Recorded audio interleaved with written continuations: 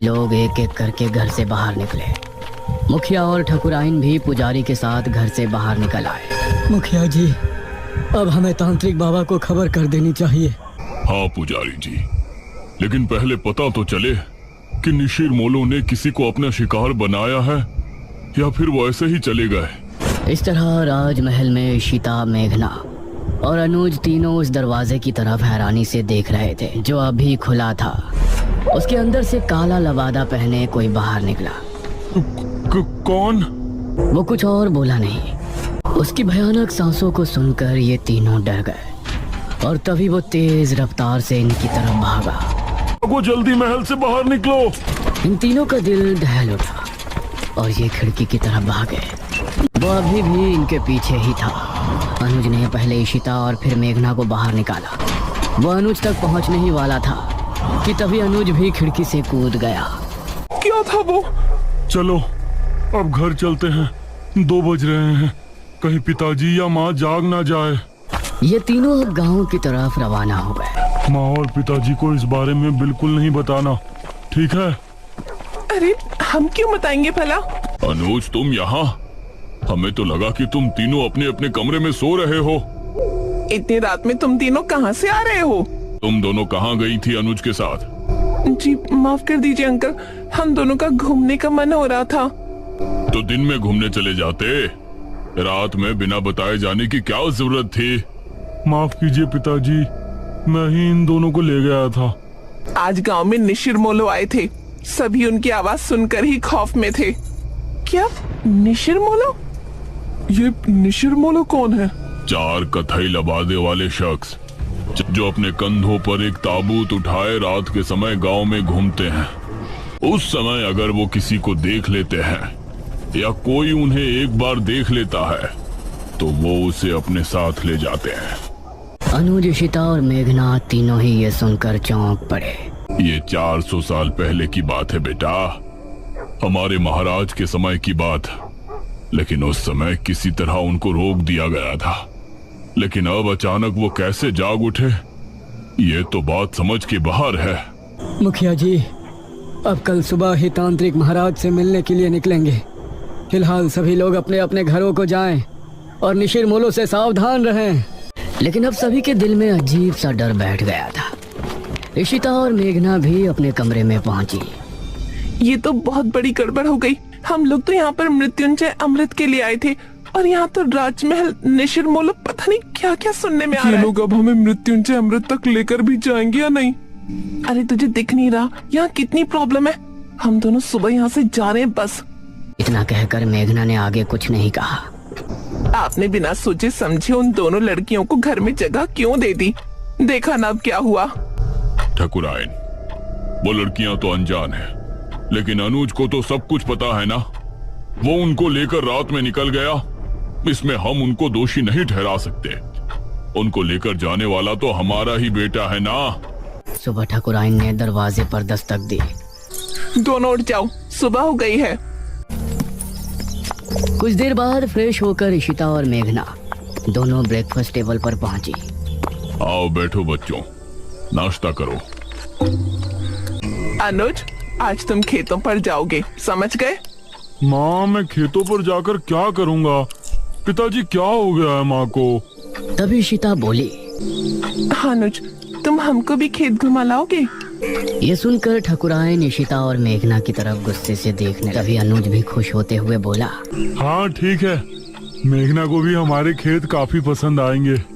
लेकिन एक बात ध्यान रखना, तीनों साथ रहना और शाम होने से पहले घर लौट आना, तब तक तांत्रिक महाराज भी आ ही जाएंगे। नाश्ते के बाद इशिता और मेघना अनुज के साथ घर से निकली। तुम अंकल आंटी के सामने मुझे ऐसे क्यों घूर रहे थे? तुम सच में शहर से ही हो ना?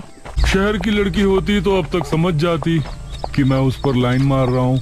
ये सुनकर मेघना भी हल्के से मुस्कुरा दी। ये लोग अब घने जंगल में पहुंच चुके थे। वैसे अनुज, यहाँ आने से पहले हमने कुछ सुना था। अरे नहीं, किसी मृत्युंजय अमृत के बारे में। कहा जाता है कि उसको पीने से बड़ा रोग दूर हो जाता है। ये सुनकर अनुज ने इशिता और मेघना दोनों को घूर कर देखा। वो अमृत तो सिर्फ पूर्णमासी और एकादशी की रात ही कुछ देर के लिए टपकता है, हर समय थोड़ी ना वो गिरता रहेगा। ओह, तो ये बात है। हाँ, अगर तुमको उसे देखना है तो तुम लोग पूर्णमासी तक यहाँ रुक जाओ। हम रुक तो सकते हैं, फिलहाल आप अपनी मम्मी जी को समझाओ। तुमने देखा नहीं सुबह कितना गुस्सा थी वो हमसे। उनका बस चलता तो वो हमें तभी घर से निकाल देती। अरे माँ है ना, तो फिक्र तो होगी ही, लेकिन बेफिक्र रहो, मेरे आगे कोई नहीं बोलता। तुम लोग बेझिझक यहाँ रुक सकते हो। हाँ ठीक है, वैसे भी हम लोग मृत्युंजय अमृत देखने से पहले तो नहीं जा सकते। लोग खेतों पर पहुंचे। ये काफी देर तक साथ घूमे और इनके बीच बातें भी खूब हुई। अनुज की बातें अब मेघना को भी अच्छी लगने लगी थी, लेकिन वो अपने सपने और इस गांव के रहस्यों के बारे में ज्यादा सोच रही थी।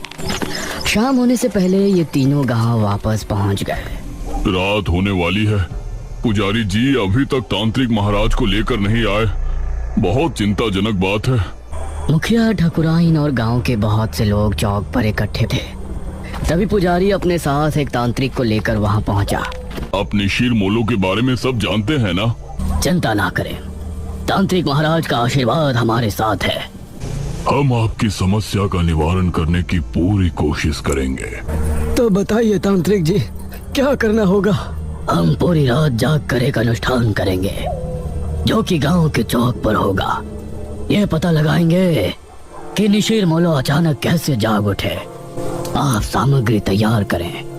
एक बार अगर हम अनुष्ठान शुरू कर देंगे तो उसके बाद पूर्ण होने से पहले उठने का हमारे पास कोई कारण नहीं होगा। बहुत बहुत धन्यवाद बाबा, भगवान आपको सफल करे। ये लोग सच में बेवकूफ है या मुझे ऐसा लग रहा है? ये तू क्या कह रही है? और क्या वो आदमी गायब हुए हैं, उसके पीछे कोई और वजह भी तो हो सकती है। जरूरी है कि उन्हें किसी भूत ने उठाया हो। निशिर मोलो, चुप कर। कुछ ही देर में अनुष्ठान की पूरी तैयारी हो गई। आप सभी अपने अपने घरों में जाएं और अनुष्ठान के सफल होने की प्रार्थना करें। चौक पर सिर्फ तांत्रिक और पुजारी नजर आ रहे थे। मेघना और इशिता खिड़की से तांत्रिक को देख रहे थे। मुखिया, अनुज और ठाकुराइन सोफे पर बैठे थे। अरे मेघना, क्या कर रही हो वहाँ? आकर बैठो ना। भारी कदमों के साथ चार निशिर मोलों की आवाज जैसे ही गूंजना शुरू हुई, गांव के सभी लोगों का दिल बुरी तरह से दहल गया। जल्दी से सभी खिड़की दरवाजे बंद कर दो, कोई बाहर नहीं झांकेगा। उसे इस तरह से डरा हुआ देखकर इशिता और मेघना भी हैरान रह गए। उनकी आवाज सुनकर पुजारी और तांत्रिक भी डर गए थे, लेकिन तांत्रिक ने मंत्र पढ़ना जारी रखा। बाबा, ये निशिर मोलो की आवाज कैसे आ रही है? तांत्रिक ने उसका कोई जवाब नहीं दिया। पुजारी भी डर गया था, इसलिए वो भी चुपचाप मंदिर की तरफ रवाना हो गया। फिर पुजारी मंदिर की तरफ बढ़ ही रहा था कि तभी उसको सामने से निशिर मोलो आते हुए नजर आए। पुजारी उन्हें देखकर बेहद डर गया और खौफ भरी आंखों से उन्हें देखता रहा। ताबूत खुलते ही और उसके बाद ये तो पुजारी जी की आवाज है।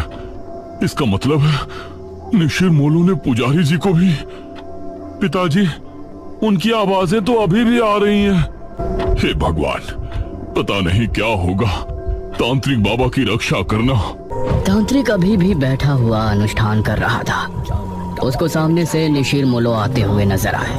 उन्हें देखकर तांत्रिक की आंखों में भी खौफ उतर आया। निशिर मोलो उसके सामने आकर रुक गए और एकदम शांत हो गए। तांत्रिक ने उन्हें देखने के बाद भी अनुष्ठान जारी रखा। आवाज आनी बंद हो गई, लगता है वो चले गए। पिताजी, नहीं, अभी कुछ देर अंदर ही रहो। जब तक तांत्रिक महाराज खुद नहीं कह देते, कोई बाहर नहीं जाएगा। तभी तांत्रिक बाबा की एक दर्दनाक चीख फिजा में गूंजी। हे भगवान, ये तो तांत्रिक बाबा की आवाज है। धीरे धीरे आवाजें हल्की होती चली गईं और फिर पूरी तरह से शांति छा गई। मुखिया और सभी गांव के लोग अपने घरों से निकलकर चौक पर पहुंचे। वहां उन्होंने देखा कि तांत्रिक बाबा किसी मिट्टी के पुतले के जैसे जमे बैठे हैं। उनकी आंखें और मुंह पूरी तरह से फटा हुआ है। तांत्रिक बाबा, अगले ही पल उनका शरीर धीरे धीरे गायब हो गया। ये भयानक मंजर देखकर सभी के डर के मारे चीख निकल गई। शिरमोलो पुजारी जी को ले गए और तांत्रिक बाबा का अंत कर दिया। इसका मतलब वो सिर्फ ये अनुष्ठान रोकने आए थे। पिताजी, अब निशिरमोलो से हमें कौन बचाएगा? अब तो तांत्रिक महाराज को ही आना होगा, वही कुछ कर सकते हैं। इशिता और मेघना तांत्रिक की मौत देखकर बहुत डर गई थी। दूसरी तरफ गुफा में बैठे बड़े तांत्रिक ने अचानक से अपनी आंखें खोली। उनके चेहरे पर चिंता की लकीरें साफ नजर आ रही थी। निशिरमोलो का ये रूप, उसने हमारे शिष्य का भी अंत कर दिया। अब हमें खुद वहां जाना होगा। लेकिन निशिरमोलो कौन है और मेघना का इन सब से क्या संबंध है? वो कौन सा खौफनाक रहस्य है जिसकी वजह से गांव के लोग पहले भी खौफ में थे?